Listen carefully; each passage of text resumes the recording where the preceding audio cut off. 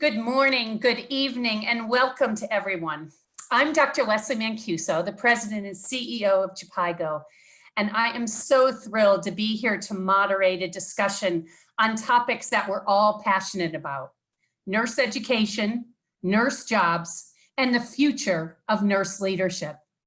I first want to take a moment and thank our incredible panelists here today from the Ministry of Health and Family Welfare, the Indian Nursing Council, WHO-SEARO, the Bill and Melinda Gates Foundation, and our two nursing leaders from here in India.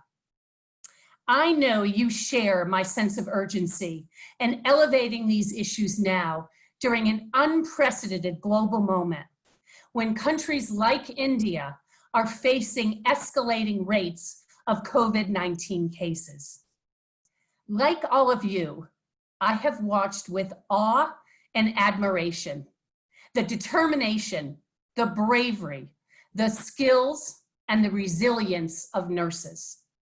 Like so many times before in outbreaks with MERS and Zika and Ebola and SARS, nurses are once again proving to be the cornerstone in the global response to this health crisis. In a country like India, where there are roughly 17 nurses per 10,000 people, we see their impact, and we also see their absence very acutely. 2.4 million more nurses are needed for us to reach the Indian government's goal of having one nurse per 500 patients. Jhpiego has been working closely with the government and our other partners here in India to try to reach these ambitious goals through strengthening pre-service education in 260 public sector nursing institutions, setting up national and state centers for building the capacity of nursing faculty, developing advanced nurse practitioner curricula for critical care, midwifery, and for primary health care, and establishing the first state-of-the-art simulation center for nursing education in the country. Jhpiego, like all of you, believes that strengthening the nursing workforce in any country helps countries to help themselves. Why? Because before, during, and after emergencies, nurses are the backbone for our shared goals in reaching universal health care. Nurses are helping us reach our goals for primary health care for all those that need it, no matter where they live, no matter what their economic level is. As a profession, we are 28 million strong, providing 80% of all the global health care. Who better to be speaking about what is happening on the front line and what is needed on the front line than nurses? We certainly see this now. As every community around the world is being touched by COVID-19, we see why an investment in nursing is critical to us being able to save lives and livelihoods. And when we recover physically, emotionally, financially, we must continue to speak about the critical need to invest in nursing as we move forward. Now, in the spring, the first ever State of the World's Nursing Report was launched, and it speaks to just that. It speaks to making an investment. It speaks to investing in nurses as individuals, in nursing jobs, and in nursing leadership if we are going to reach universal health care and protect those nurses we so value. The development of the report alone should give us a clear signal. If you measure what you value, then having a report with data, accurate data on nursing from around the world speaks to the central role nurses play in the global conversation. In my current position, I've had the distinct honor to be able to see the remarkable work of nurses and midwives around the world. As we all know, they are oftentimes the first and the only health provider people see. So their ability to effectively assess and treat patients is critical. And now, during a pandemic such as this, we are seeing nurses work to ensure that patients receive essential health services while these nurses are also trying to mitigate the effects of COVID-19. Nurses everywhere around the world are fitting the description of leadership. They're stepping in during a crisis and not waiting to be asked to step in. As a result, this challenging moment is revealing for the world to see what we already know nurses to be: resilient, skilled, innovative, passionate leaders. This description is a perfect way for me to describe our first speaker, Dr. Peter Johnson. In addition to being Jhpiego's Senior Director for Nursing and Midwifery, he also played a foundational role for Jhpiego in developing the State of the World's Nursing Report. Before Peter speaks, I want to quickly share a couple points about today's webinar. First, this event is being recorded and it will be on the Jhpiego website. Second, as you can see on the screen, you will also be able to ask questions. And so at the end of all the panelists, I will be asking them a question, and then I will be going to all the questions that you have asked so we can make sure we get to as many questions as possible. And with that, I want to thank Dr. Peter Johnson for kicking off this discussion today with a focus on the key learnings and the recommendations from the State of the World's Nursing Report. Peter. Thank you, Leslie. And please let me know if you cannot hear me. But I just wanted to start out by thanking you, thanking the India team, thanking fellow panelists, and say how happy I am to be here today. Also want to take this opportunity to thank Jim Campbell and his health workforce team at WHO, the WHO regional offices, for really presenting us with this opportunity to contribute to the State of the World Nursing Report. And particular shout out to a colleague in Geneva on Jim's team, Karen Daniels, who has been really key to helping us think through and leading the efforts on policy dialogue. So next slide, please. Okay, so the State of the World Nursing, as Leslie says, released in April, provides an incredible evidence-based description of the state of nursing across all of the WHO 194 member countries. And participation was phenomenal in this report. But more importantly, I think it really provides a evidence-based roadmap to action. And that's the important factor if we really do want to meet the triple billion goals that have been established by WHO. Next slide, please. So I think it's important to look at the State of the World Nursing Report not in a vacuum, but upon which foundation upon which it has been built, starting with the global goals for sustainable development and the goals for universal health coverage. The global strategy for human resources for health certainly called an incredible amount of attention that is needed to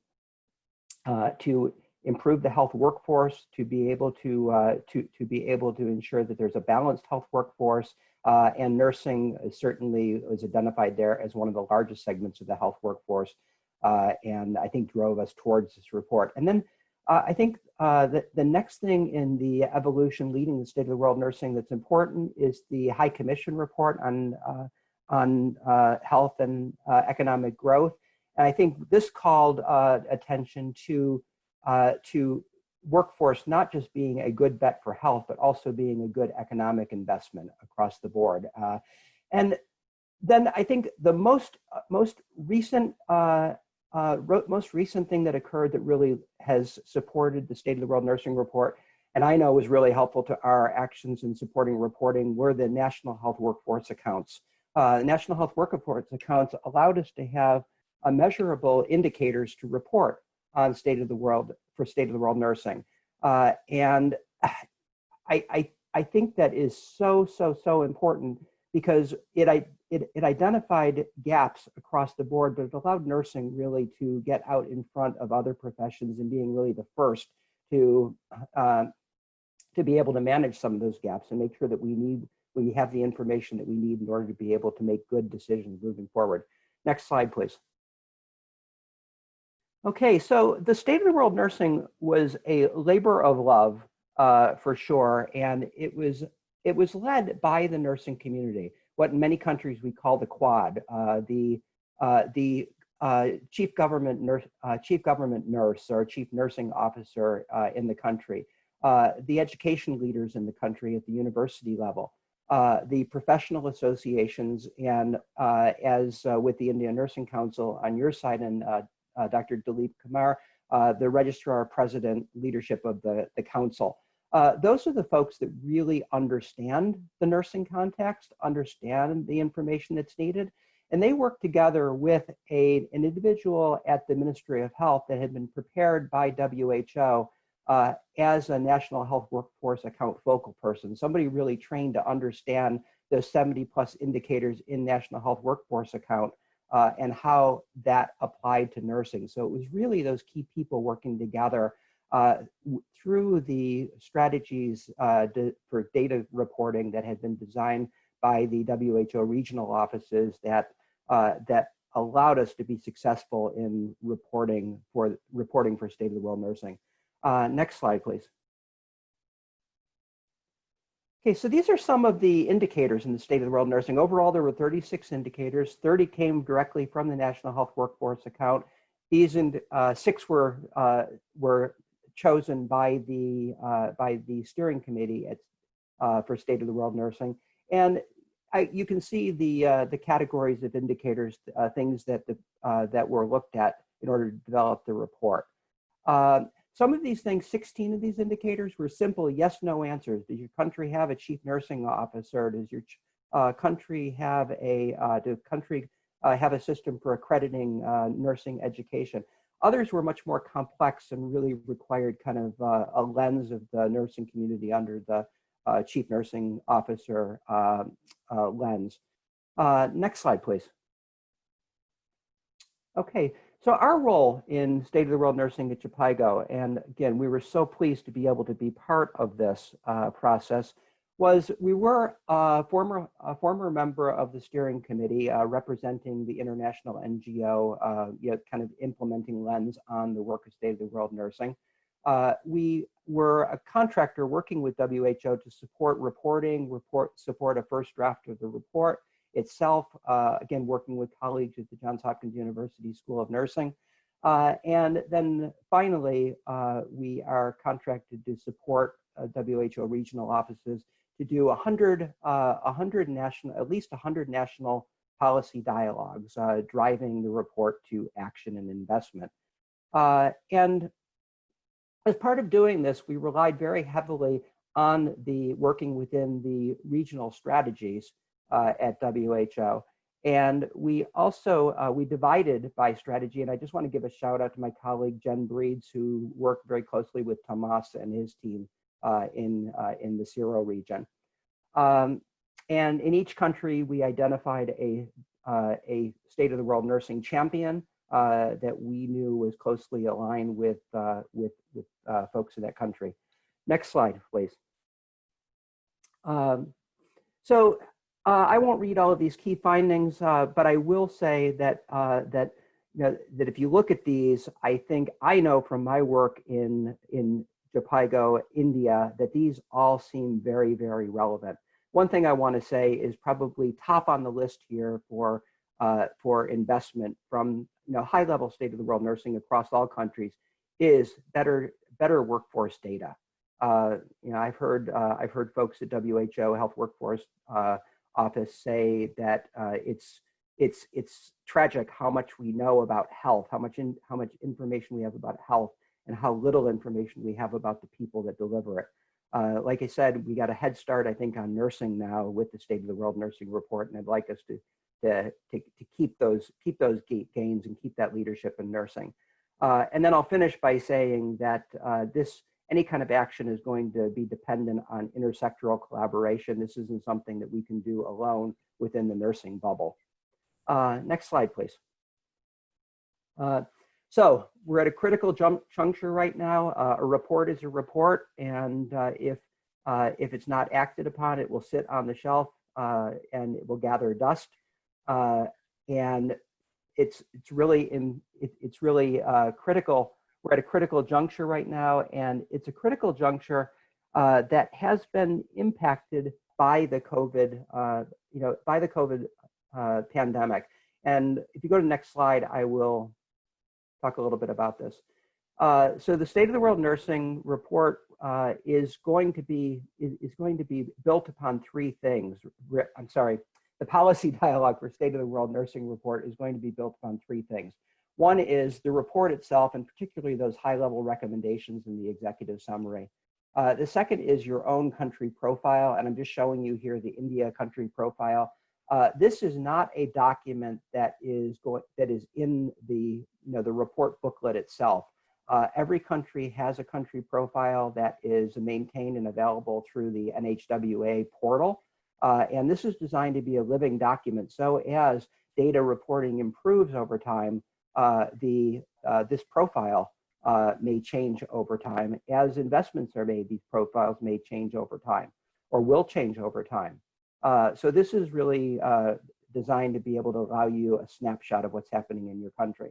And then the third thing that will be used for policy dialogue that will be important is the recent Triad report, the meeting that was held virtually, that would have been held at the World Health Assembly of nursing leaders. And they provided a report at the end of their meeting that aligns very well with the State of the World Nursing report, but also I think more importantly, really speaks to the current context within COVID as well. Next slide, please. So here's where we are in this timeline, and if the end of our work, and I guess our work will never end, is ensuring that we have investment needed to meet the 2030 goals and to optimize our capability of nurses in meeting those goals. We're right at this juncture of turning the report into action. So I'd like to say right now that things are moving on a calendar that I think is realistic right now, and we have prepared facilitation tools and facilitation guidance that can be used to support State of the World Nursing policy dialogue, either virtually or in person, depending on what is possible down the road. Those facilitation materials are in the hands of the WHO regional offices right now, and stay tuned because I think we will be in touch very shortly to talk about next steps in the policy dialogues. So next slide, please. We see policy dialogue as being a three-phase process. The first phase is right now. This is what we're calling a pre-inception or a pre-planning phase. This is an opportunity. I think it's important to have an opportunity for those folks that were really key to reporting for State of the World Nursing to come back together, to be able to review the report, be able to look at it in line with the Triad report, be able to look at it in line with the country profile, be able to make some decisions about where their early wins are, what their priorities, and I think really importantly decide who are the folks intersectorally that they need to be able to invite to the table so that they can have this conversation. Who are those folks that they need to help pull the levers in order to be able to drive the action and the investment, the dollars that they need moving forward. The next phase will occur, I think, as soon as that phase ends, but hopefully within this calendar year, those intersectoral meetings will begin to occur that will start to drive that action. I think one of the most important things there will be for folks to sit around the table, those people that don't know as much as they need to know about nursing, be able to work with the nurses, to be able to understand, to be able to separate out those early wins, those things that can be done right away from those things that are going to require sustained attention over the decade. And then this final phase in the green, this implementation phase, This is going to occur over what Dr. Tedros at the International Day of the Midwife said will be the decade of the nurse and the midwife. This will be the actions that are required, the work that is required, that we're going to all have to roll up our sleeves and in order to be able to make sure that nurses, again, are optimally positioned to be able to contribute to the UHC goals and sustainable development goals that are targeted at the end of this decade. So next, please. So I will finish by saying thank you, Leslie, thank you for the team, and I will look forward to the rest of the panel. Thank you. Thank you so much, Peter Johnson. It was really a great presentation, and I think your comment saying our work is never done is quite accurate. Our work is never done, but thanks for giving us a picture of the State of the World's Nursing Report. Now, unfortunately, Ms. Vandana Gurnani from the Ministry of Health and Family Welfare could not join us today, but she did submit a pre-recorded remarks on the role of nurses in the fight against COVID-19 and strengthening comprehensive primary health care in India. So let's, I'll turn to the camera now. A very good morning to all the esteemed participants and audience for this webinar. I would have really loved to join you live, but because of the testing times that we are all in, my apologies that I'm not able to join in person live, and I'm having to send this recorded message.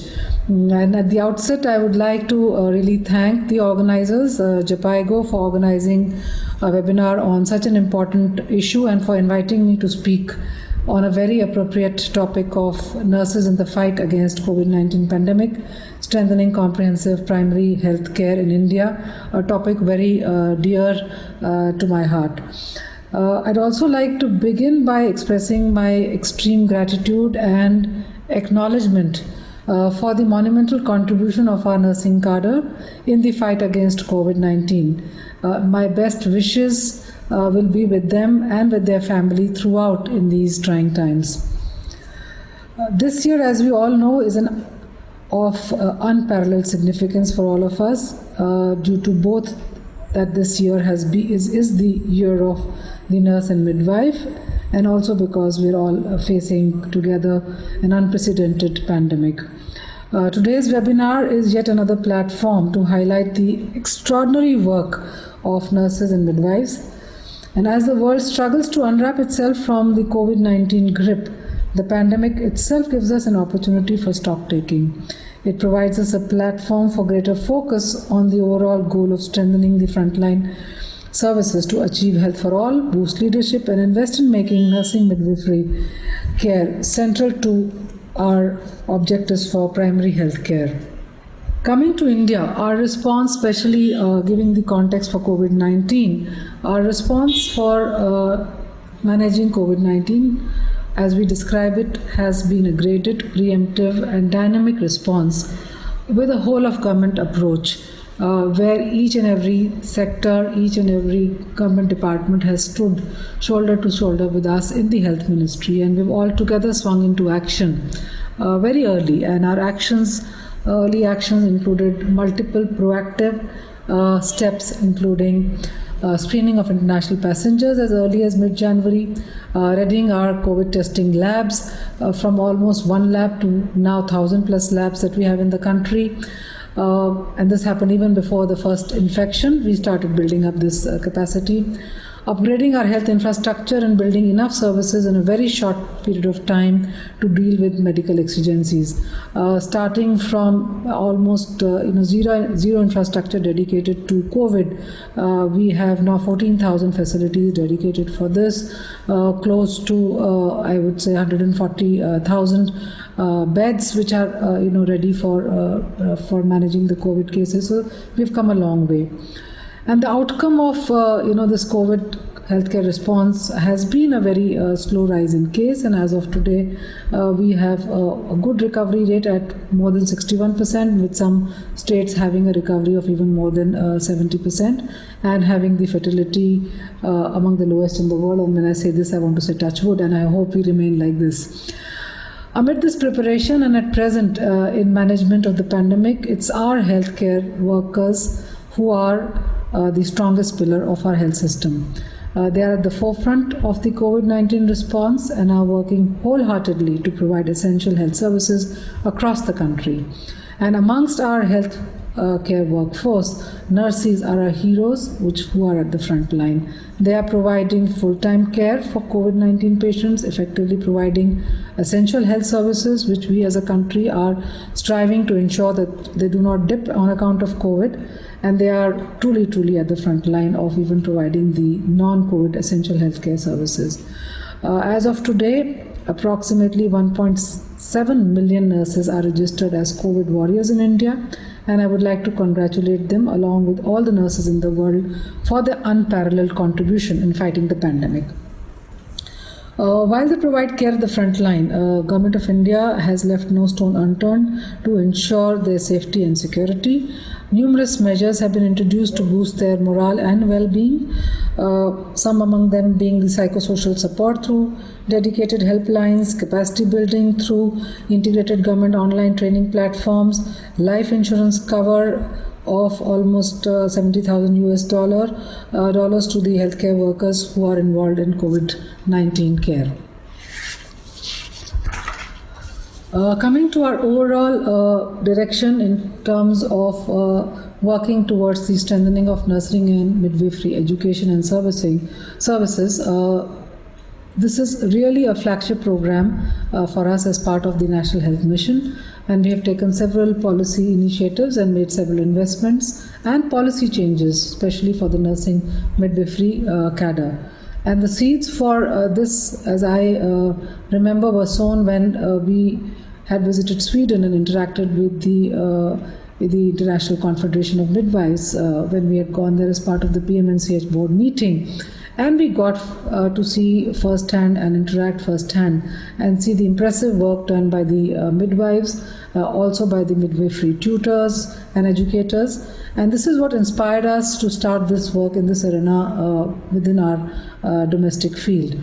And after this, we took the landmark policy decision towards strengthening the midwifery services in 2018 when we introduced the midwifery cadre by taking all stakeholders, whether it was our nursing council or our states and experts on board. We were able to announce and start the midwifery cadre.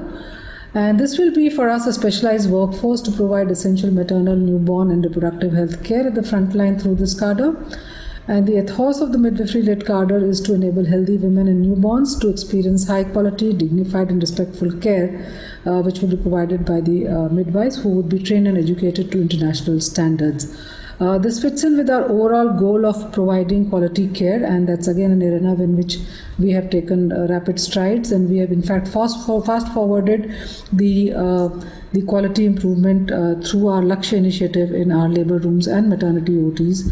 And this initiative of midwifery care dovetails very well with our overall thrust in quality. The commitment of Government of India for midwifery-led services is unwavering, significant, and we have invested technical financial resources towards this. We have 6 national training institutes identified to train midwifery educators, and 140 state training institutes would be identified. When it comes to India, the numbers are always staggering. So our goal is to be able to have 80,000 plus midwives. We know that we are bringing from a very low base where we do not have several educators, and which is why we are partnering with all concerned development partners and international universities to make sure that we attain our goal of having a robust midwifery cadre. We also, through this, want to ensure legal empowerment, improved career growth, and better pay packages for the midwifery cadre. And I think, considering the future exigencies in the form of the disaster that we are all confronting, the epidemic that we are all facing, a dedicated cadre will also ensure a long-term health system approach so that we can make sure that the needs and care of women and children do not get compromised. Similarly, I think for nursing, under the pre-service education initiative, we have made substantial investments to strengthen nursing colleges and schools by establishing nodal centers and state nodal centers, national and state nodal centers, and Jhpiego has been a very important part of this journey. So India is also moving forward to build a strong cadre of graduate nurses, and hence we will be phasing out the general nursing midwifery, which is a diploma program, by 2021 to have a single entry level for nurses as stated in the implementation framework of our national health policy. And the main purpose of this phasing out is to harmonize and enhance the career prospect of nurses and to ensure the quality of nursing education. The implementation framework seeks to merge the GNM schools with the BSc colleges by redesigning the BSc curriculum as a practice-based and by phasing out the GNM course.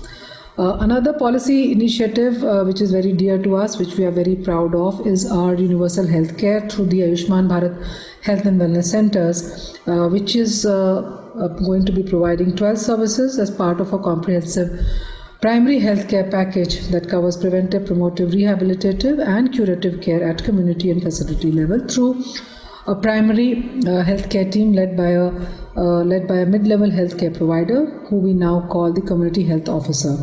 And I'm happy to speak here that the majority of the CHOs who have been recruited by our states are registered nurses who have been trained for 6 months to fulfill the leadership role as community health officers and work in our health and wellness centers.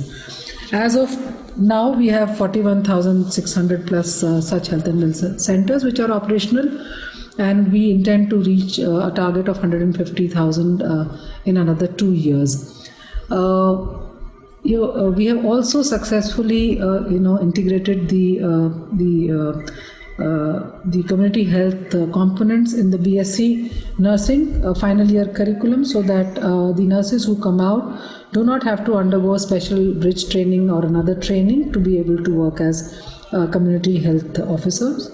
The first cohort of such graduate nurses who are coming out of the integrated certificate course would be about 76,000, and they would be ready to join the workforce in 2020. And the nurses who have joined as CHOs are doing a brilliant job. They are proving to be an excellent backbone for our health system and providing these services, especially in the light of COVID. I'm happy to report that every year the Ministry of Health and Family Welfare Government of India celebrates the International Nurses Day to recognize the contribution of nurses.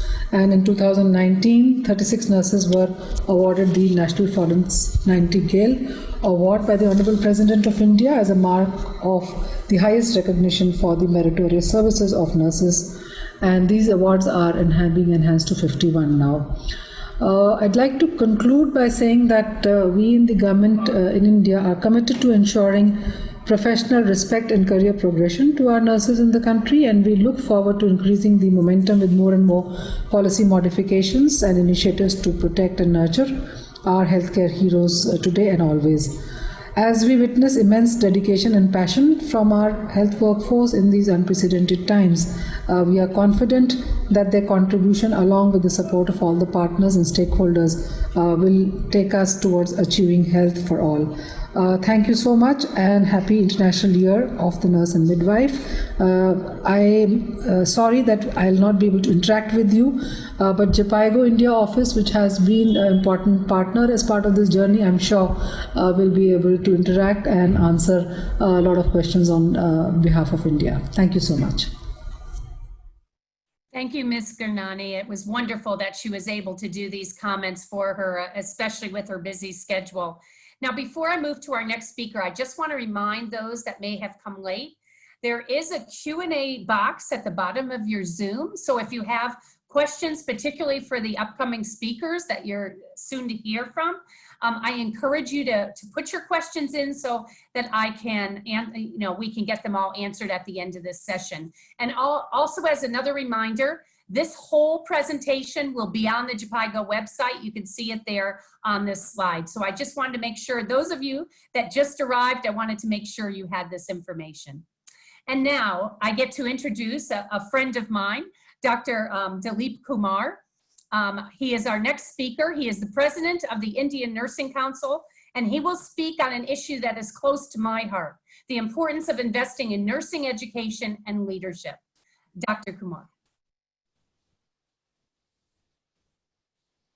Good morning, good afternoon, good evening.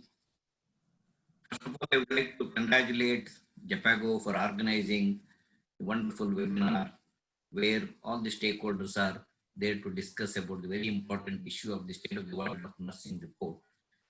which is this report is a very timely, and also nursing profession at the national level, also at the global level, has got an opportunity, lifetime opportunity to improve the profile and the role of the nurses and midwives in the healthcare delivery system. Next. I think we have more physicians than the nurses. I think Leslie was pointing out in her introductory remark that we have to go a long way in achieving the international norm of having a three nurses, one for one physicians. We have 1.9 nurses for one physician. Even this 1.9, I think when I speak next, we will be able to make out that there is not having a reliable data. So if we have a live register, this 1.9 ratio also will come down very drastically. Next.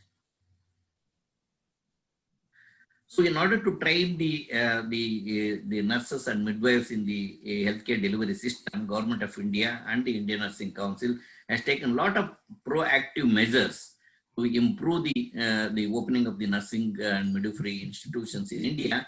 We have gone a very long way. For example, at least to give one example of, we had only 30 BSc nursing colleges in 2000. So now we have about 1,958. So we have gone a long way. We have done a quantification of expansion of the nursing and nursing education institutions in India, but quality is a concern for which the Government of India and the Indian Nursing Council jointly taking a lot of policy initiatives to improve the quality of the nursing education in India. Next. In that one respect, I think Jhpiego and the Indian Nursing Council jointly worked very hard to see that to have a state-of-the-world the referral simulation center in India. So we have established the state-of-the simulation center with the partnership with the Jhpiego, Lateral, and Institute University and the Gurgaon. And we have also taken a policy decision that our revised BSc nursing syllabus will have a more of a simulation-based components. And in this respect, you all might be knowing that how in United States, one of the published study, the 50% of the clinical hours can be replaced by the simulation. So we are also going to, in collaboration with the Jhpiego, we have started such a similar study in India, how much in our basic nursing education program we can have a simulation. That type of a study which we have already initiated, it is going to be started. Our aim is to see that not only we are going, while training the 1,000 master trainers from these institutions, and we want to showcase this, how the simulation is going to make a difference in the competency-based training program. And also the methodology which we have adopted in this is we are going to teach the master trainers how they can train the students in the skill labs, because we know this high fidelity simulation mannequins may not be available in all the nursing educational institutions. But our aim is at least in all the medical colleges in the years to come, they should have the referral simulation system centers, and by having a simulation center, it will also facilitate to have one of the WHO's the recommendation to have interprofessional education. So that's going to be, it is possible to, if we have a simulation center, we'll be able to start that interprofessional education. We have already so far 107 master trainers we have trained, but due to the COVID, we are not in a position to run every month we are going to have one master training program from this institution. But we have seen a good feedback from the 107 people. They have all gone back to their respective institutions, and they are integrating in their skill lab training. This is whatever the methodology which we have given in the National Referral Simulation Center. Next. In terms of the regulation, because it's one of the stumbling block what we have is to implement many of the issues, especially about the scope of nursing and midwifery practice. Our existing Indian Nursing Council Act is not having a scope of nursing and midwifery practice in our act. So that is one of the impediment which we are not able to see that our legal empowerment for our nursing and midwifery professionals. So in this respect, we have already moved for the amendment of the Indian Nursing Council Act, which was 1947 one. 1947, already ministry had a series meetings was held in this regard. And one of the things which is going to be titled is the title of the Indian Nursing Council Act is going to be Indian Nursing and Midwifery Council. And they have agreed to include the scope of nursing and practice. That is a big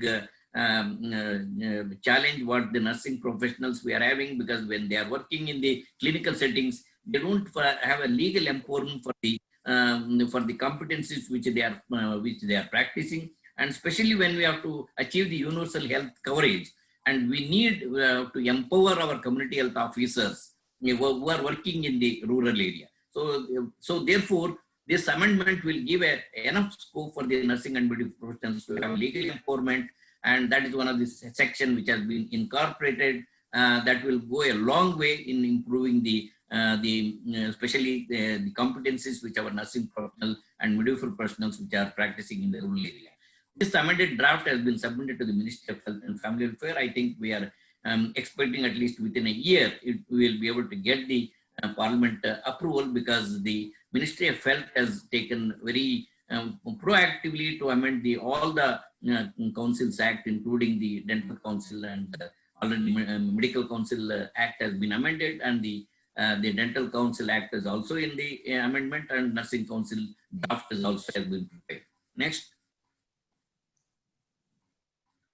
One of the important things in the National Health Workforce Account, which Dr. Peter was mentioning, that we should have how many nurses and midwives working in any particular country. I think all the states are going to listen from this year onwards, the National Health Workforce Account. This is a new terminology which all the policymakers at the national level and the state level are going to be listening this word, this National Health Workforce Accounts. This National Health Workforce Accounts is going to capture the, and we as a nursing and midwifery professionals are the largest number of the health workforce in the healthcare delivery system.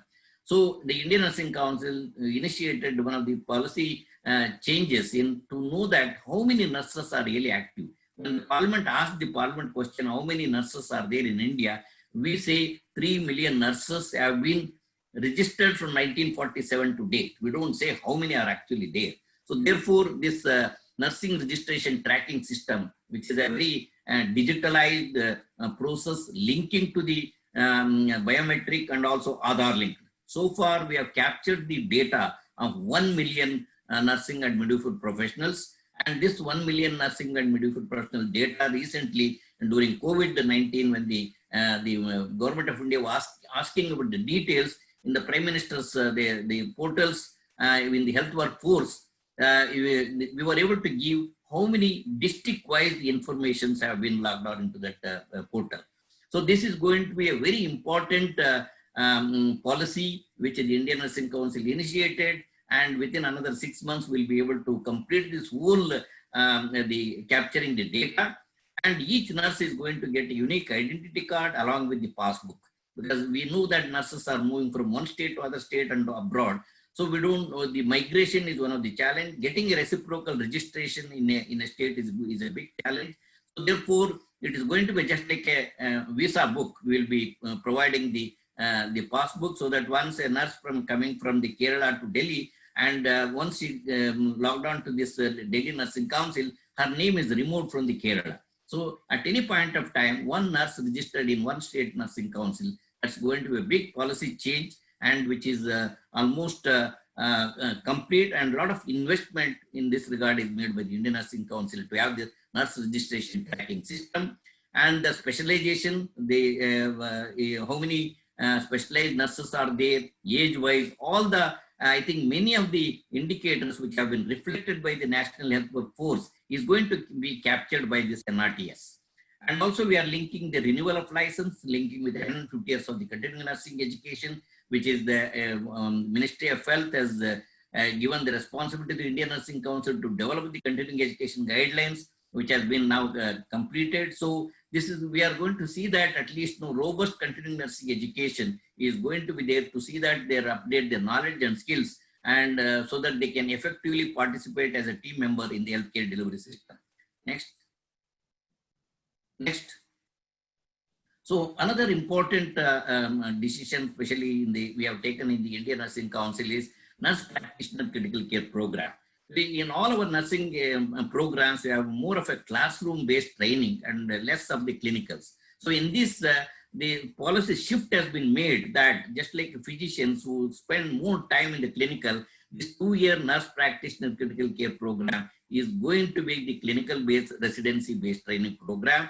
And we have started about 57 institutions. And as I said earlier, one of the challenges which we are facing is legal empowerment, but at least in the existing institutions which are attached to the medical colleges, we are seeing a very good feedback from the physicians. They say that the 2-year trained people, they are more asset to the running their intensive care units. So they want more such nurse practitioner critical care program.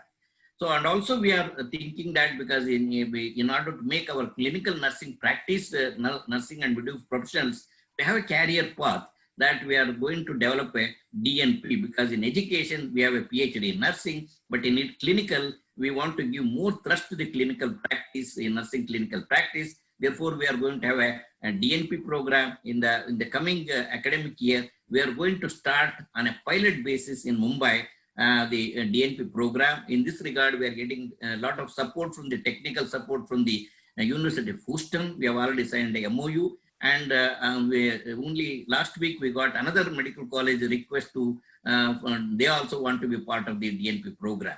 So we would like to focus more thrust on the clinical practice, so that once we amend the Indian Nursing Council Act, they will getting the legal empowerments. They will be able to effectively participate in the tertiary and also in the rural area. Next. I think our Additional Secretary, Gurnani Madam, was mentioning about the midwifery, nurse practitioner. Midwifery is one of the landmark. Way back in 2000 itself, the Indian Nursing Council, with the assistance of the Australian project, we were able to develop a nurse practitioner midwifery program. One of the problems India is facing is we can have any specialized courses, but in the absence of not creating the positions, so there are no takers for the many of the clinical specialized courses what we have. So in this respect, at least one policy shift we are seeing in the Ministry of Health is they have already identified 86,000 midwifery-led units is going to be established. That means we have to train 86,000 nurse practitioner midwives. So that means the positions are going to be there. So that is one of the big this thing. And also we have requested the Ministry of Health they have also agreed to, they are going to write to all the state government medical colleges to create the post of the nurse practitioner critical care program. So this curriculum which we prepared, I think we had a lot of support from all the stakeholders, including the Jhpiego and also the ICM, as we work with all the stakeholders, including the ICM, so that the new curriculum of the 18 months what we have prepared, it is to the standard of the international standard, and especially in aligning with the ICM competencies. And also we have we received the request for many of the other specialized nurse practitioner program like liver and biliary diseases and also the anesthesia. We are working on these things, but we would like to see that first. We would like to get our amendment in the Act so that they will have our specialized nurses will have a legal empowerment. Next. I think our Additional Secretary Madam was also mentioning about we have integrated the community health officer component into the 3rd year and 4th year of the BSc nursing curriculum. All the people who are coming out in the 2020, so the concept of the mid-level health provider, that is the community health officer component, has been well integrated in our BSc nursing syllabus, so that we have 150,000 sub-centers are going to be converted into the health and wellness center, so that we have enough nursing human resource to manage these the sub-centers. And this is one of the big opportunity for the nursing profession and involved in the achieving the universal health coverage, because this health and wellness center is at the 5,000 population in plain area and 3,000 population in hilly and tribal area. So we are positioning a graduate nurse at the 5,000 level is going to make a much of a difference in the treatment of the minor ailments and also the providing the maternal and child health services. It's going to be a significant impact in achieving the universal health coverage. with the process to achieve the sustainable development goals. Indian Nursing Council has incorporated the components of the mid-level health provider into the regular our BSc nursing curriculum. On successful completion, so they will be able to work as a community health officer in the rural area. Next. I think I'm very happy to say that I think globally the 2020 has been declared the International Year of the Nurse, and you can see in the picture Dr. Leslie was part of us when we launched the Nursing Now campaign. We were also happy to have the president of the ICN, and I think the first time ICN executive board could travel to the India to have a meeting in India. So in our lifetime, we have seen the ICN to come to India for the first time. So we took that opportunity, and Dr. Leslie was especially requested to be part of that program. And under the leadership of the ex-minister of the Suresh Prabhu, and now is a member of parliament, and also is a committee member of the health committee. He has given all the support. We requested him to on the April 7th World Health Day. He was also one of the chief guests for the webinar. So he has told us he is going to take up this status of the World Health Nursing report to the health committee. So we also had, we are having in the picture, we have 2 member of parliaments. So I think the Nursing Now campaign says, if at all, if we have to Nightingale challenge and we have to achieve the Nursing Now campaign, we need the non-nursing professional support, like the physicians, political representatives, bureaucracy, and the media. So in that respect, you can see that we were able to get the 3 very important political representatives for launching this nursing campaign. And also, I am very happy to say that Lord Nigel Crisp, who is one of the author for initiating the Nursing Now campaign and Nightingale Challenge, he especially traveled to India to address the nursing experts in Delhi. And now that is the reason out of the 30,000 nursing and midwifery professionals globally who have been locked down to the Nightingale Challenge, 30% of the nursing and midwifery professionals are from India. So that's a great support which we are seeing, and we would like to see that below the year of 35 years of the nursing and midwifery professionals, we would like to give the leadership for change training. The next step is, I think, as I was repeatedly mentioning, is one of we have to get through the amendment of the Indian Nursing Council Act, and the phasing out, as our Additional Secretary was mentioning in her speech, that phasing out the diploma program into the BSc Nursing program, and also having the licentiate examination in the form of the exit examination, and revision of the BSc Nursing curriculum is already done, is completed. And one of the important issue which we in India we are facing is nursing staffing norms, which is one of the important problem which the appropriate not having the nursing staffing norms, which is affecting the delivery of the nursing services. Therefore, we have to work to see that optimum nurse-patient ratio to be implemented. And in terms of the education, we are going to focus on simulation-based training program as an educational methodology, and also having a series of continuing nursing education program for the nursing and midwifery professionals to update their knowledge and the skills. Next. And implementation of all our specialized program and a residency program, stopping reducing the theoretical class, having our nurses working in the clinical setting to ensure that competency-based training program. This residency program has become a now mantra for the Indian Nursing Council for all the post-basic courses.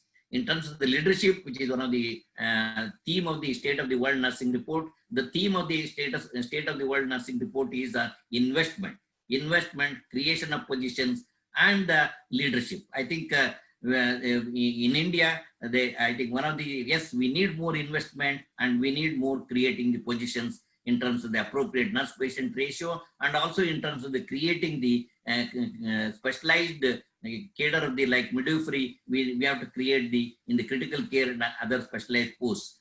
And working condition of the nurses is also one of our priority. See that how career progression can be given to the different cadres, and also increasing the salary, which is one of the challenge for the nursing professionals. They have, and also incentives and safety and security for the nursing and midwifery professional working in the rural area. So the working condition is also one of the steps which is being taken as one of the prime challenge and one of the theme in our next step by the Indian Nursing Council. Next. The governance, I think the nursing organization is very weak at the national level and also at the state level. In the absence of a proper nursing and midwifery organization, way back one of the there was a letter from the Ministry of Health to all the state governments to have a very good nursing organization at the state level and also up to this sub-center level. So I think in this respect, we have one speaker is going to speak with us. We would like to see that the West Bengal model of having a 70 nursing and midwifery officers working at the directorate level is going to make a big change in the nursing and midwifery cadre and also for the leadership at the state level. And she is going to share the West Bengal model and strengthening the specialization of the nursing for the various specialty courses and also creating the post and also filling up the vacancies in the education and also in the service.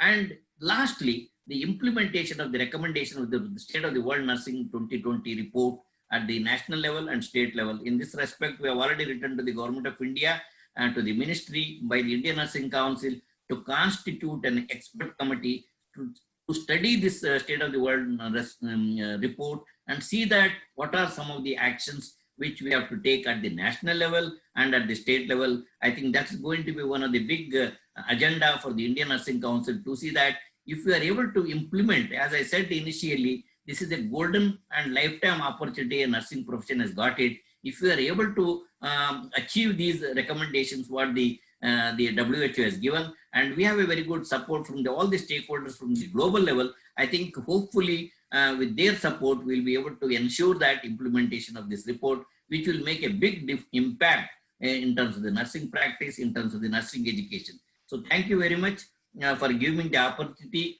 and Dr. Leslie and Jhpiego for giving me the opportunity to be with you and to share my ideas. Thank you very much. Thank you so much, Dr. Kumar.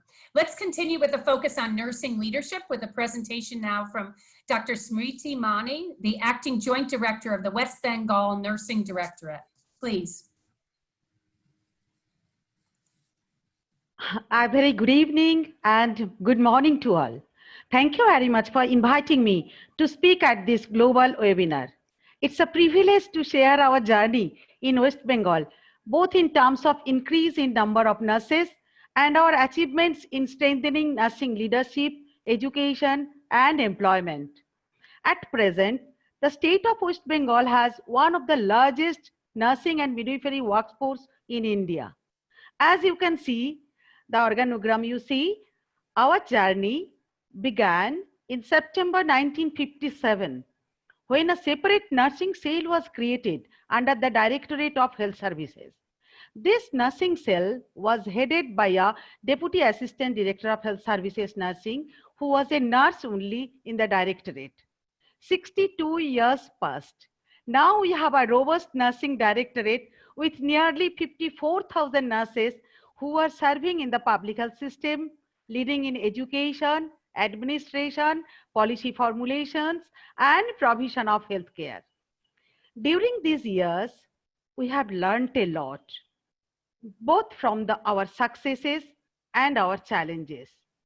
But we have never let a bend in the road become the end of the road. Recognizing that reforms could only be made if we had a seat at the decision-making table, we advocated that only nurses can do best take decision for the nurses. Some of our early successes were inclusion in decision-making regarding career progression of nurses, creating the nursing positions, drafting of promotional policies, recruitment, and transfers. Through a proactive leadership and continuous advocacy and dialogue with policymakers, we have been able to make some landmark changes in our nursing and midwifery workforce. Just I want to cite a few. Principals of nursing schools and colleges in West Bengal have financial authority and autonomy to use state allocated funds for nursing. This empowers them to be direct decision makers, using the funds as they consider appropriate for strengthening their respective institutions. Not only that, each district has a district public health nursing officer who has complete administrative control in overseeing the functioning of nursing and midwifery cadre in the district. And they work closely with the district medical officers. These nursing officers also oversees the newly developed cadre of community health nursing officers for strengthening the primary health care system in India. Our directorate has invested in imparting nursing education to a growing number of aspirants. From one government college of nursing in 1974, we have expanded to 12 government and 22 private nursing colleges in 2019 and 39 government school of nursing also. We encourage a culture of providing opportunities to graduates and postgraduate students to enhance their administrative and leadership potentials. The directorate works closely with the nursing and academic council of the university to ensure that a policy framework is in place for imparting quality education. We also have a leadership program to identify and build the capacity of future nurse leaders through a 2-day training program on budget preparations, vigilance, legal processes, communication, and team building. A key contributor to the development of a strong nursing directorate has been our strong relationship with our medical fraternity. I believe that through our attitude, knowledge of the subject, skills, and commitment, we were able to instill confidence and trust in them to treat us as equal team members. So this is our journey. So I quote Rhonda Collins, each of us can inspire, innovate, and influence. It doesn't matter what positions we hold. Each of us has a story to tell, and each of us leads in nursing. Thank you very much. This is our history of separate Directorate of Nursing in West Bengal. Thank you once again. Thank you so much, Dr. Mani. Our next speaker is Ms. Alice Soni, the Deputy Dean of the College of Nursing at the Christian Medical College of Vellore, who will help us understand the journey of a nurse-led clinic in providing primary health care. Good morning and good evening. I bring greetings to all from the College of Nursing, Christian Medical College, popularly known as CMC Vellore. I look forward today to share some best practices at my 120-year-old premier and esteemed healthcare institution in the country. Investing in quality nursing education and clinical care are equally important at CMC.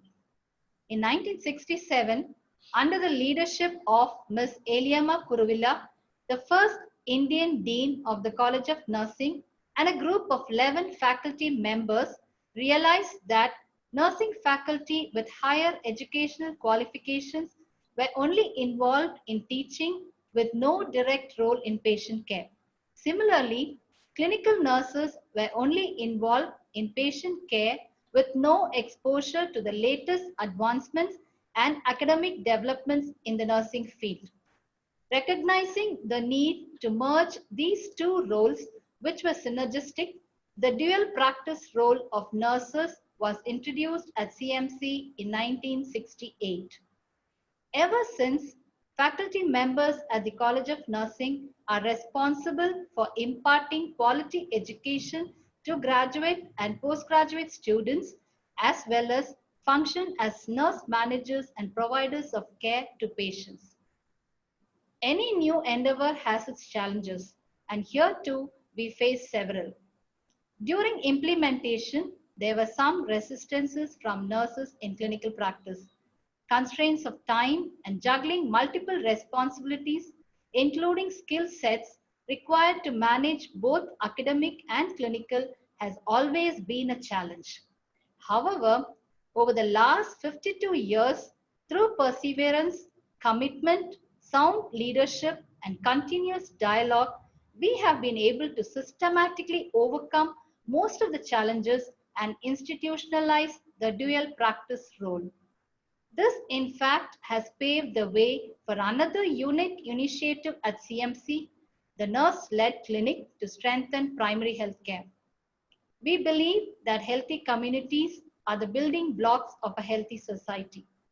Our community health nursing department started a program in 1989 by the name of CONCH, which stands for College of Nursing Community Health, serving rural and semi-urban population of more than 73,000 across 25 villages in Vellore. This program is led and completely managed by nurses with an objective to bring the provision of care close to community, promoting their health and well-being. Nurse-led clinic provides specialized services such as screening for common cancers, communicable and non-communicable diseases, providing quality care to pregnant women and children, following standard operating procedures for administration of basic drugs and appropriate and timely referral to higher centers. Various promotional activities like regular home visits and health education of the target population are undertaken. This program also helps to prepare nursing students acquire clinical competencies and skill sets to function at different levels of health system.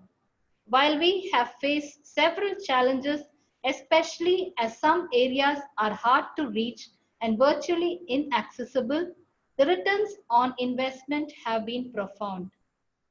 From the time of commencement to 2019, the crude birth rate and death rates have fallen, perinatal and infant mortality have drastically reduced, and antenatal and immunization coverage are almost 100% in our catchment areas.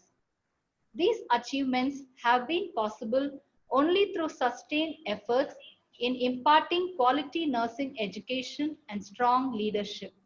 Well, while we have many successes to celebrate in 2020, the year of the nurse and midwife, much work still remains to be done to ultimately achieve universal health coverage. I thank Jhpiego and all the organizers for giving me this opportunity. Thank you very much. Thank you so much, Ms. Sawhney. It's wonderful. Collaborative partnerships are key to quality nursing and midwifery education and training. Here to tell us more is Anthony Daly, the Deputy Director of Family Health at the Bill and Melinda Gates Foundation. Anthony. Good morning and good evening, everyone. At the foundation, a founding principle is that every life has equal value. And the majority of our support is on supporting governments to strengthen the health delivery system in low and middle income countries. The foundation's known more for our upstream work, supporting science and innovation into accelerating development. But we also invest significantly in service delivery itself. Services, of course, are provided through people, and human resources are a pillar of the health system, and nurses and midwives usually make up the majority of the workforce. So they're critical and often benefiting from our HRH support. Over the last 5 years, we've invested more than $700 million in human resource strengthening across HR planning, management, and development. This is both at the global level as well as country level. Example is the global investment of ours called Safe Midwifery Services Project that supports strengthening pre-service education and accreditation, developing global standards for assessing midwifery competencies. In India, the majority of women are now delivering in health facilities. The prime focus of the foundation support has therefore been in investing in healthy mothers delivering healthy babies who receive quality care from skilled and well-equipped healthcare workers. An intervention that's achieved success is nurse mentoring. This achieves an increase in quality through transference of skills. Another skills transfer route is the Safe Delivery app, which many of you may have come across. It's being rolled out across the country and is a digital training tool primarily for nurses and midwives. In all our investments, we work through partners and try to foster collaboration. On collaboration, we're supporting the state of the world's midwifery support. We actively collaborate by channeling support through and with other partners such as UN agencies like WHO and UNICEF, as well as the Global Financing Facility, which is a multi-donor platform that helps to mobilize external funds and support domestic financing in health. Other collaborative partners on midwifery are the White Ribbon Alliance and the Institutional Confederation of Midwives. Thank you.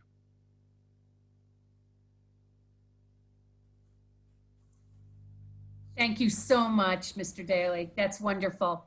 And next, we want to hear from Dr. Tomas Zapata, WHO-SEARO's Regional Advisor on Human Resources for Health, on the future directions and the nursing workforce policy to catalyze and accelerate health system strengthening.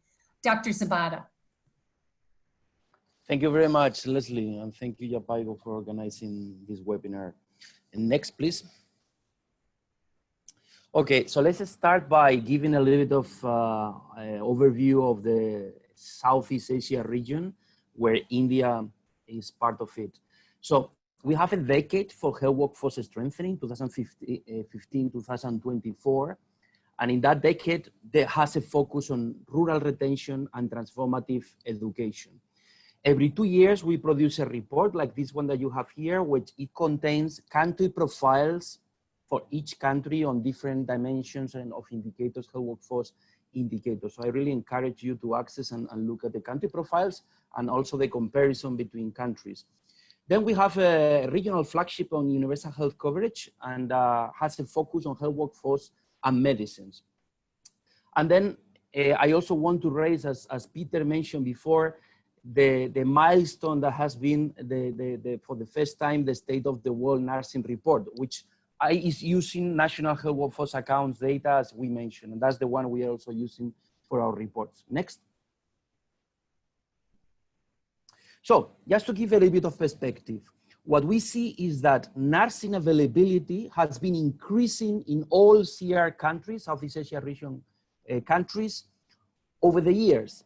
But what we see is that we still have a big gap if we look ourselves to the State of the World Nursing Report benchmark of 27.4 nurses per 10,000 population, or if we compare with the 36.9, which is the global average. So there has been a big effort in improving, in increasing the production of nurses, but still we have a long way to go in order to reach this benchmark, which is based basically in the 44.5 doctors, nurses, and midwives. Next.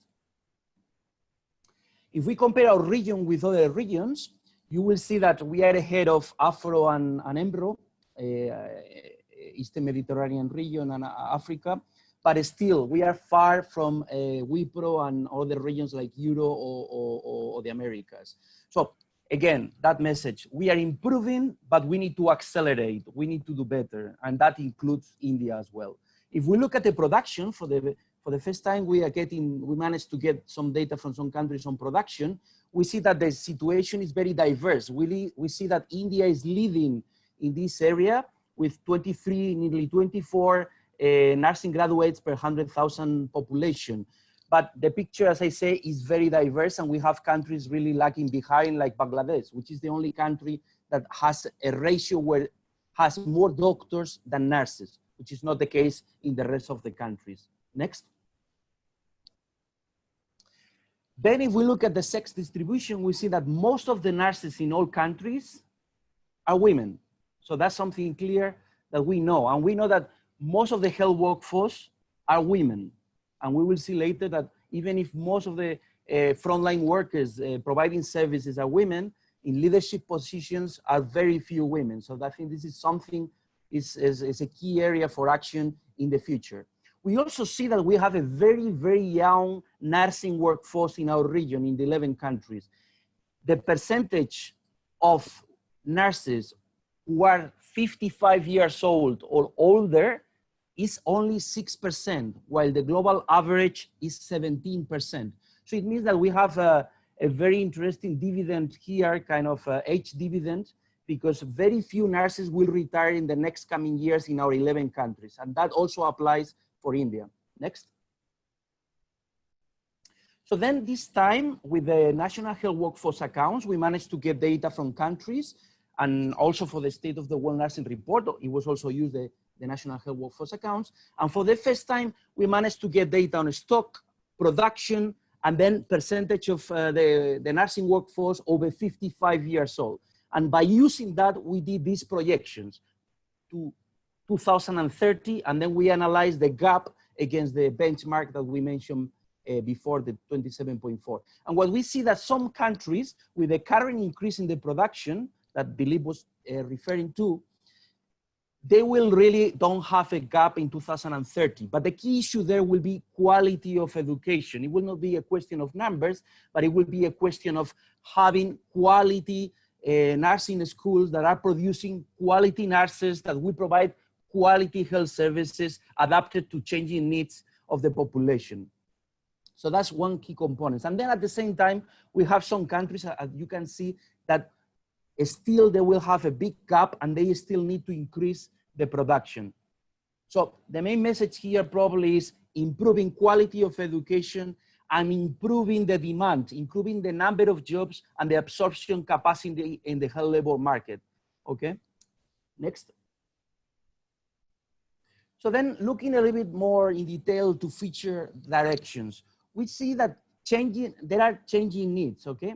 And I think we need to change in our region. We are looking at nurses, and in India, as it's been the case for a long time as well, looking at nurses for maternal and child health programs, providing services in that area. But I think we need to go beyond. We need to start, nurses should start going beyond and providing more comprehensive services, also in primary health care and providing NCD services, some mental health services. I mean, there is a big scope of services that can be provided by nurses. So that's something we need to keep in mind for the future. And also we are seeing in COVID, nurses are playing a critical role, as Leslie mentioned in the introduction. So I think it's critical that we expand that scope of practice of nurses and not just focusing on maternal and child health. And we see from the evidence that nurses as mid-level providers, they can deliver services as effective as doctors. You can look at a policy brief that we have in that area in the SEARO website, and the evidence is quite concluding on that, okay? Then nurse specialization is another area to develop in the future, and Dilip also mentioned that, and this will be important in developing nursing specialization in different areas. So that's another area.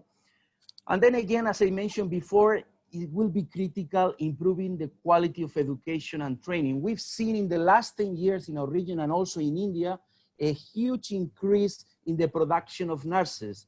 But many of these new nursing schools don't meet the criteria. So we need to start looking at accreditation, how to improve quality through accreditation, how to improve the quality of faculty in the nursing schools, how to improve the curriculum to be better aligned to changing needs of the population.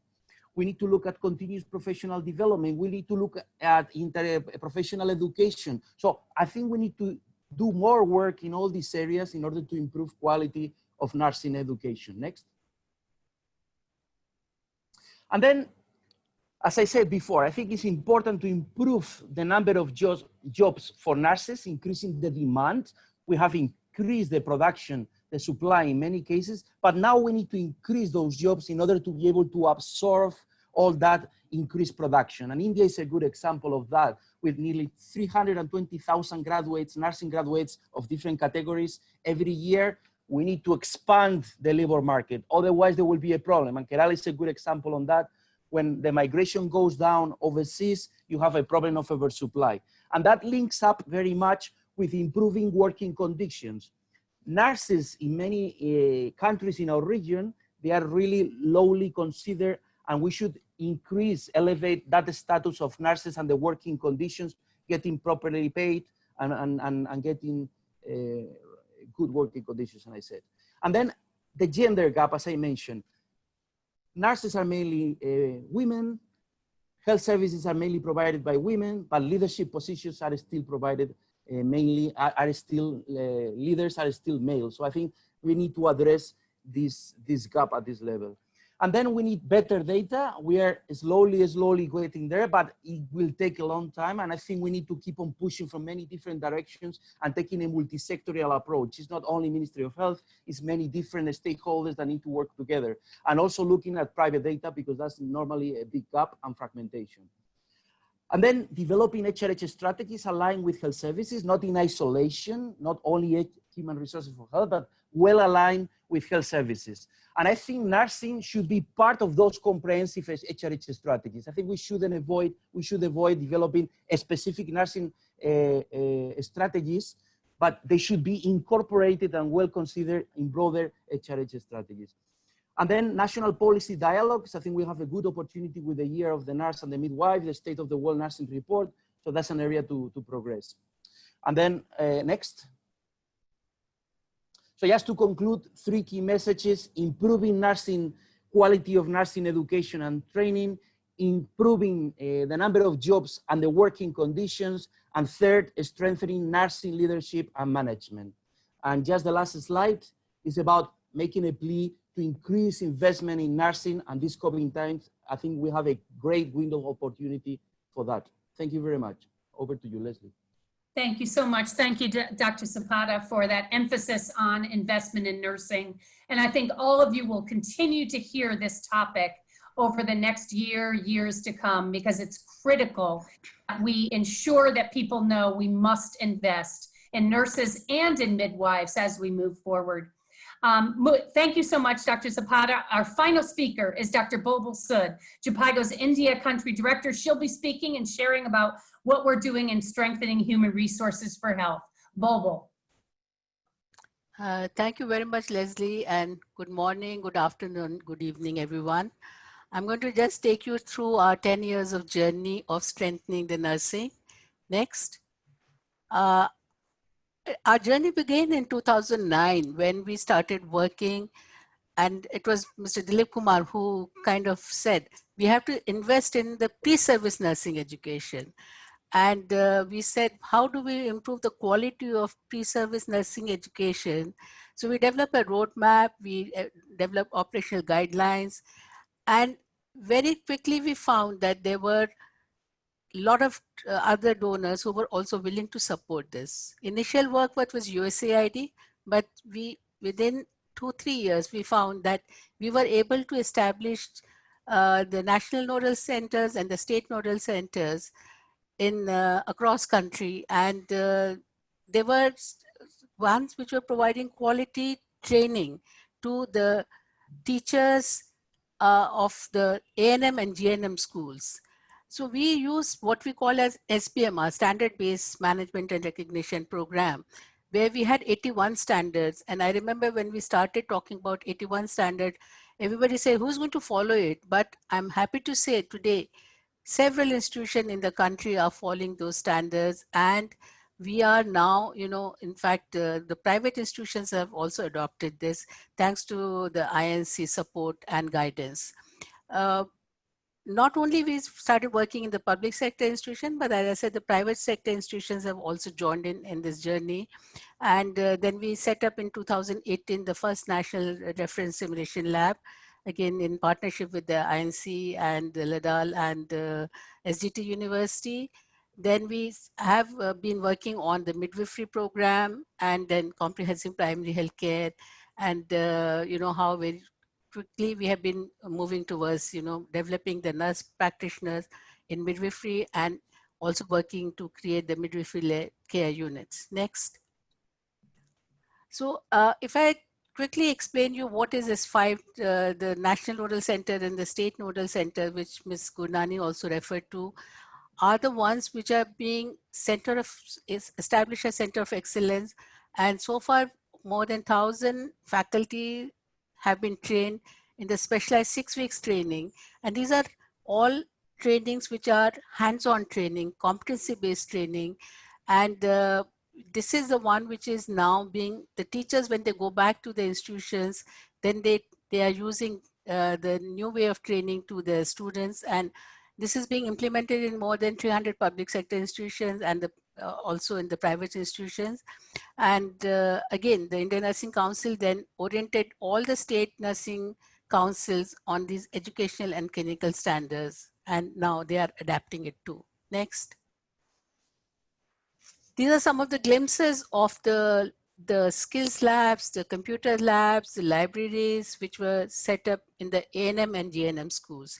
And this has all been done with funding from the government. So when Ms. Gurnani said that she has invested, the government has invested, these are the schools where you have not one lab, one computer or two computers, 30 computers, good skills lab, the best of the models. And this is what is now happening in several of the schools. Next. Again, it was not only the labs were set up, but also strengthening of the process at the clinical side, classroom teaching, community postings at these A&M, GNM schools. And this is why we are seeing that now the students who are coming out of these institutions are empowered. They're also competent and confident to provide services when they go out and provide services at the primary health level. Next. We also introduced innovation from the very beginning. And in the virtual training process was started in Bihar. We evaluated it and we found that this was found to be very useful both by the students and the teachers. And then it was taken up by the government of Madhya Pradesh and Odisha, and all the A&M, GNM schools are covered through this virtual training. And we also developed e-learning modules of 72 hours instructional package, and this has been now being used by the students, and they again have commented, and both the teachers and students, that how happy they are and how they have benefited by this high quality method of teaching using technology. Next. Then the first national reference simulation lab was again set up in 2018. Mr. Dilip Kumar has mentioned about it. I just want to add here that this is also an opportunity to have interprofessional collaboration. And we are seeing that the doctors and nurses have to work as a team. And we are being, seeing how we can bring everyone together and come up with the best way of simulation-based education. And already several master trainers have been trained, and I'm sure very soon you will find that a lot of these kind of simulation centers will be established in the country. Next. We have also been working at the policy level, and things like task shifting. For example, the staff nurses and A&Ms are now performing the postpartum ICD insertions. Earlier, it was only the doctors who could do that. Similarly, we were also working on developing the leadership capacity and management capacity of the nurses, and community health officers now independently leading the health and wellness center is one good example of them being recognized as good managers and the leaders. Similarly, we have the program management unit. Several nursing people are there now. We've been also working with the Indian Nursing Council on competency-based examination for the student nurse, for when also some states have included when they hire, then they have the examination using competency-based examination. Then, of course, regulation in the nursing practice is something that we've been working with the council on drafting the Nurse Practitioner Act, and also advanced nurse practitioner curriculum for the critical care, from the primary health care and midwifery. Next. We were also very fortunate that we got an opportunity to work with the government on creating what we call as a community health officers that you heard about. They are the ones who are the pillar of providing comprehensive primary health care at the health and wellness centers under the Ayushman Bharat program of Government of India. And as of now, almost 193 program study centers have been made operational in the 14 states that we work with the USAID and the Gates funding. And so far, almost 9,000 community health officers have been posted at these health and wellness centers. And they are the ones who have been providing quality care, especially in the time of COVID, I would want to recognize their contribution of not only providing the services for the COVID pandemic, but also ensuring essential services are continued. Next. We've been also working with the government and other partners on developing the national midwifery roadmap, and this is the one which was launched in 2019, and we have also been involved in assessing the existence of the current College of Nursing to be established as National Midwifery Training Institute and State Midwifery Training Institute. You heard Ms. Gurnani's talk about having 6 National Midwifery Training Institute soon, and we are going to be also working on ensuring that this is now taken forward at the state level. Similarly, State Midwifery Task Force has been created in the couple of states we are working, and also working on NPM Educator and NPM's program system, and of course supporting the development of curriculum for teaching and training and developing the resource material for our midwifery-led program. Next. I want to just again reiterate that this has been a partnership where we have worked very closely with the national government and several state governments and Indian Nursing Council and other partners and donors. But I think the biggest buy-in has been by the government. And you can say this is one slide to show that in this program of strengthening nursing and midwifery, cadre and education, we can see that the government of India is the one who have contributed the maximum. So actually they've been, the one who have been leading this whole program, and this is why it has been not just, it's been scaled up, but is also sustainable. Next. In the end, I would like to thank everyone for joining in, but especially my Jhpiego India nurse leaders. Today, I am very proud to say I have almost 70 very strong, passionate nurse leaders in my team. And I would also like to thank all our donors for their generous support over the decade and why we have been able to do so much so quickly. Thank you very much, everyone. Thank you so much, Bulbul. And now can I ask all the presenters to please come on video? Incredible presentations today. Unfortunately, there was a lot to say and there's never enough time. And so I really want to thank all the presenters today. Let me just say we got a lot of questions in and we were hoping to have time to go through these questions. What we are going to do is have these questions answered and they'll be online. So you will get answers to your questions because I think that's really wonderful. Right now I see that we had close to more than 60 questions that came in. I'm just sorry that our time is so limited. I want to thank all of our presenters for their commitment to nursing and to midwifery. I want to thank all our participants for wanting to hear what's happening right now, what we need to do moving forward. And this is the time, is decade, as Peter said, of the year of the nurse and the midwife. This is the time for all of us to come together, to look at the issues that we heard about in the State of the Nursing Report, to work together on these issues in a cohesive way and look at how we can move our profession forward in the years to come. I want to just ask Dr. Bulbul Sood to give the closing comments, and I want to thank once again our incredible panelists for their great presentations. And I'm going to ask Dr. Bulbul Sood to provide the closing comments. You're muted.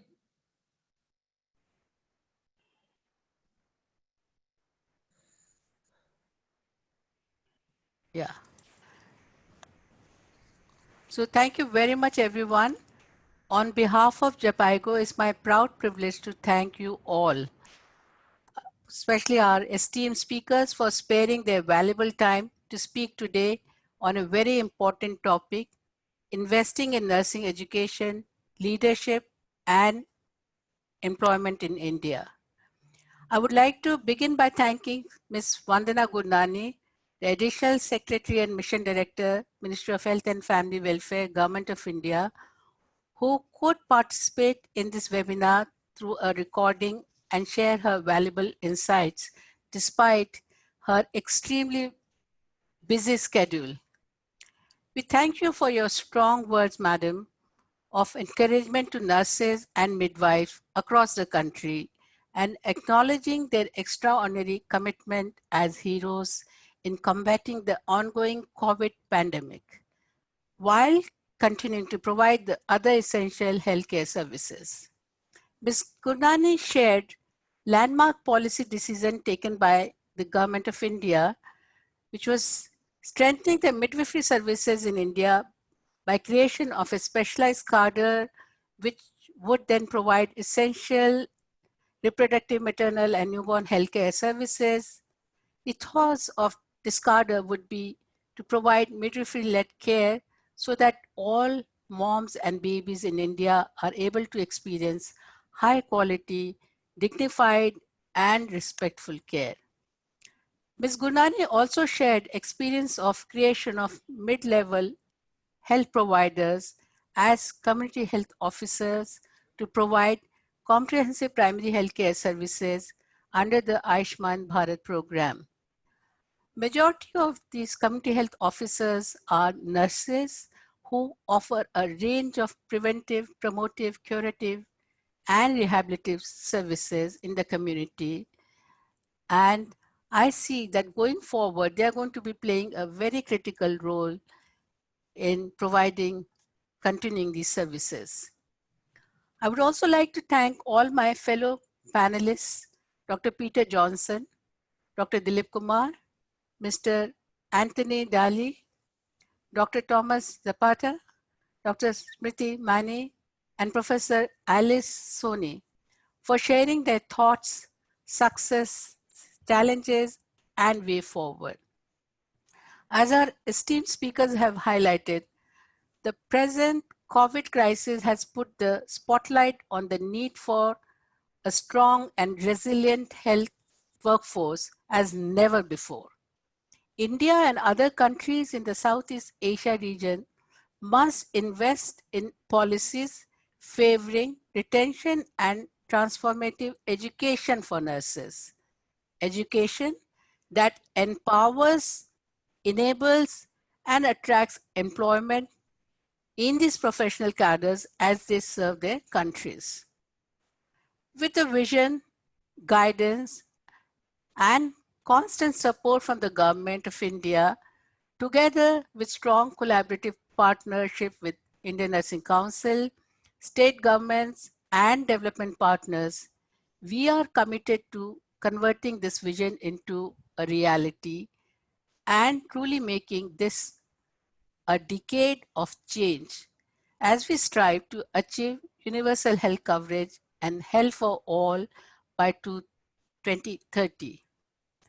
A special thanks to moderator Dr. Leslie Mancuso, President and CEO of Jhpiego, an esteemed colleague, herself a nurse and a leader who is passionate about identifying global healthcare issues, especially those related to voice and vision for nursing, and developing corresponding solutions that would effectively address them. Last but not the least, many thanks to our audience for participating in this webinar and to all my team at Jhpiego for their hard work in making this webinar a success. Have a wonderful day, stay safe, and stay healthy. Thank you very much. Thank you so much, Bulbul. And once again, thank you to all the participants. This session is ending. Remember, you can get this whole session on Jhpiego's website, and we will have your questions answered afterwards. Thank you. Thank you to the panelists. Thank you, everyone.